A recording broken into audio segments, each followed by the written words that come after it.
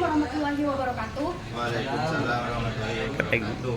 Di sini kami dari kelompok 3 akan mempresentasikan hasil observasi kami yang berjudul Sistem Persamaan Linear Menentukan Titik Equilibrium pada saat terjadinya penimbunan beras di Pamekasan. Baik, di sini saya akan menjelaskan teori sistem persamaan linear dalam ekonomi. Sebagaimana dijelaskan dalam bab 1, sistem persamaan linear atau SPL adalah salah satu metode matematis yang digunakan untuk memecahkan masalah yang melibatkan hubungan antar variabel yang saling terkait. Dalam konteks ekonomi, SPL sering digunakan untuk menggambarkan keseimbangan pasar. Titik equilibrium adalah kondisi di mana jumlah barang yang ditawarkan oleh produsen atau penawaran sama dengan jumlah barang yang diminta oleh konsumen atau permintaan. Persamaan linear ini membantu menganalisis bagaimana perubahan harga atau faktor lain mempengaruhi keseimbangan pasar. Baik, selanjutnya akan dijelaskan oleh pemateri kedua. Baik, saya di sini sebagai pemateri kedua akan menjelaskan tentang dinamika penimbunan beras di larangan Tokol. Berdasarkan wawancara dengan Pak Basron, pemilik toko Sari Indah Metajaya, penimbunan beras yang terjadi di larangan Tokol berfokus pada upaya perdagangan besar untuk menyimpan stok beras dalam jumlah besar. Hal ini bertujuan untuk memanfaatkan fluktuasi harga beras yang menimbun yang dilakukan oleh pedagang besar yang menyebabkan ketidakseimbangan antara penawaran dan permintaan beras di pasar lokal, yang pada akhirnya berdampak pada harga dan aksesibilitas beras untuk konsumen. Berdasarkan wawancara tersebut, terungkap bahwa penimbunan beras dapat mengakibatkan harga beras premium, medium, dan rakyat mengalami kenaikan yang signifikan. Kenaikan harga ini membuat konsumen cenderung beralih ke beras yang lebih murah, yaitu beras rakyat, sehingga dihitung pada bagian sebelumnya di mana harga beras premium, medium, dan rakyat mengalami perubahan signifikan pasca penimbunan. Penerapan sistem persamaan linear dalam kasus penimbunan beras. Dalam sistem persamaan linear yang dibangun, persamaan penawaran dan permintaan untuk masing-masing jenis beras menunjukkan adanya hubungan linear antara harga dan jumlah beras yang diperdagangkan. Sebagai contoh, persamaan penawaran beras premium SP sama dengan 500 tambah 0,2 pp dan persamaan premium beras premium IP sama dengan 1000 dikurangi 0,3 pp menggambarkan bagaimana penawaran dan permintaan beras premium saling berinteraksi seiring dengan perubahan harga. Dari hasil perhitungan titik equilibrium, kita menentukan bahwa harga equilibrium beras premium adalah 1000 per kilogram dengan jumlah beras yang diperdagangkan sebanyak 700 kg per hari. Begitu pula dengan beras medium dan beras rakyat, harga equilibrium tercapai setelah adanya penyesuaian harga dan jumlah yang diperdagangkan. Model ini menunjukkan bahwa setelah terjadinya penimbunan, harga beras penimbunan dan medium meningkat, sementara beras rakyat tetap berada pada harga yang lebih terjangkau, meskipun terdapat peningkatan permintaan terhadapnya. Sebagai pemateri ketiga, saya akan menjelaskan tentang faktor yang mempengaruhi ketidakseimbangan pasar.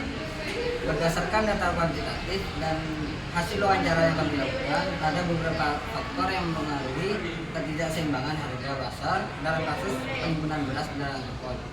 Yang pertama, fluktuasi harga, di mana penimbunan beras menyebabkan fluktuasi harga yang besar dengan harga beras premium dan medium yang semakin tinggi.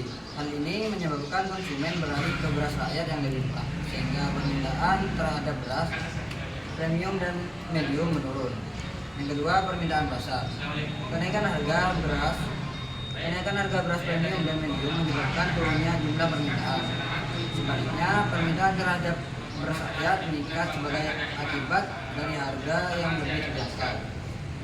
Yang ketiga, kebijakan pemerintah. Kebijakan yang kurang tegas dalam mengontrol penimbunan dan distribusi beras dapat memperburuk ketidakseimbangan antara penawaran dan permintaan di pasar. Ketidakpastian kebijakan ini juga tercermin dalam fluktuasi harga yang tidak terkendali. Dan terakhir, faktor musiman. Itu musim musim panen yang tidak stabil mempengaruhi pasokan beras, baik premium, medium maupun rakyat. Ketidakpastian pasokan beras dari hasil panen membuat harga beras menjadi lebih rentan terhadap perubahan iklim. Baik, selanjutnya saya sebagai presentator dapat akan menjelaskan analisis titik akuilibrium dalam kasus penimbunan beras. Pencapaian titik akuilibrium dalam model SPL menunjukkan bahwa pasar beras di larangan tokol cenderung tidak stabil setelah terjadinya penimbunan. Harga beras premium dan medium mengalami kenaikan yang cukup signifikan, sementara harga beras rakyat cenderung stabil. Hasil perhitungan menunjukkan bahwa titik akuilibrium beras premium tercapai pada harga 1.000 per kilo dengan jumlah 700 kg per hari. Beras medium pada Rp 1.500 per kilogram dengan jumlah 875 kg per hari, dan beras rakyat pada 2.333 per kilo dengan jumlah 1.466 kg per hari. Namun, meskipun titik akuilibrium tercapai, model ini menunjukkan adanya ketidakseimbangan yang cukup signifikan di pasar, dengan harga beras yang tidak terjangkau bagi sebagian konsumen. Hal ini mengindikasikan bahwa meskipun pasar mencapai titik akuilibrium secara matematis, dalam praktiknya harga yang tinggi dapat menghambat aksesibilitas beras bagi konsumen dengan daya beli rendah.